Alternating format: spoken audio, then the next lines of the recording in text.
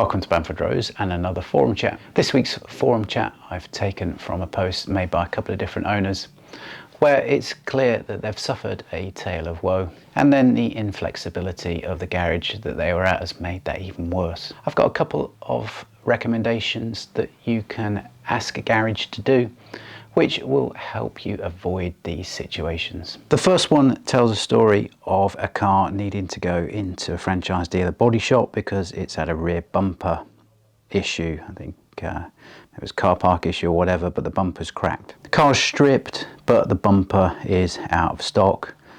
The franchise dealer won't fit anything aftermarket. That means the car is parked up waiting parts supply. Follow-up posts from other people report that it is frequent for Aston to have parts shortages, and cars are parked up waiting parts pretty commonly. The parts shortages suffered over the last year have been unbelievable. I have cars in my car park now waiting basic parts, seals, gaskets, brake pads. Ordering parts these days on the phone has comically turned from "hello, can I order X, Y or Z" to "hello, can I back order X, Y or Z." It's quite infuriating to be waiting basic parts, when you literally cannot get hold of brake pads, oil filters, water pump seals from a company that you see on the F1 grid at the other end of the scale. That's just bizarre, isn't it? Now, in this case, an aftermarket part could have easily been fitted to the car.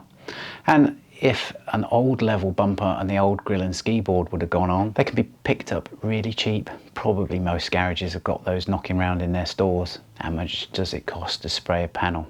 400 quid. Spray it, put it on the car, and at least say to the owner, well, you're looking at about a 10-week lead time for this part, but hey, we've got this old level part. You'll get the summer in the car. Shall we fit it? Get you through the summer, come back when the part's in stock. But for that working relationship to take place, you really need to take your car to a garage that works as flexibly as that. That's not a franchise dealership. Because of recent restrictions, means that this time everyone is coming out of the woodwork and all garages are absolutely flat out super busy. Garages can't be disrupted by parts supply. A car needs to go on the ramp. The parts need to be on the floor in a box ready to go on the car, fitted to the car, meaning that without any delays the car can be driven on, fixed and driven off. Working around parts supply issues has become normal business, and here, unless I can finish a job, then I won't put the car on the ramp to start with. And instead of parking the car up for 10 weeks as in this case, then in most cases there normally is a workaround. So the advice here is, when you go to the garage, if they're not already doing this for you on your behalf behind the scenes, then ask them the question: have you got all the parts to start my job before you maroon or disable the car? If the answer's no, then don't let them start work. At least then you can look elsewhere for a better solution. Sort of linked to that subject, and as a commentator suggests on this post, a car can also be marooned because it's been failed on MOT. This is another main dealer trick. Let's just say you had less than 30 days remaining.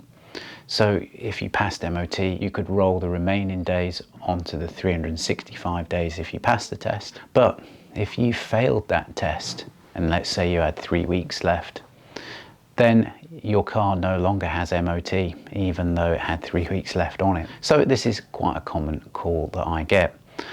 The franchise dealer has failed the car on MOT for something that should be an easy fix, but the customer knows something isn't quite right because the cost to fix is extremely high, and they want to bring the car here for a second opinion and a better fix. Then I say, well, you need to be careful because you actually haven't got MOT now because you've failed an MOT test. And often that's new news. They haven't realized that subtlety, in that once they've failed the MOT test, no matter what they had remaining on the MOT on time no longer exists. The car has failed an MOT. We can get around that by booking the car in for an MOT against the reg number, so travel is permitted to the test site. But I often find that they've serviced the car and then it goes for MOT and then it fails and then the car is marooned. So here's another bit of advice. Tell the garage, when you're servicing the car, If you find anything in your inspection that means it will fail the MOT, don't take it to MOT. It's very annoying to look on MOT history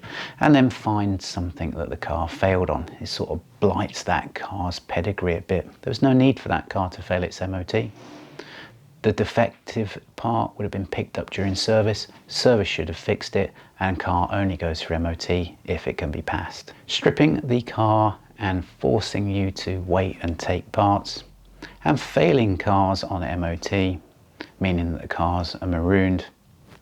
Common dealer tricks. One-stop shop is always nice, makes the logistics easy, but I wouldn't really recommend MOT testing at franchise dealer anyway. Hope you like that forum chat. As always, really helps us if you can subscribe to our channel, click us a like, and comment about your experiences at MOT or waiting parts. We'll see you on the next forum chat.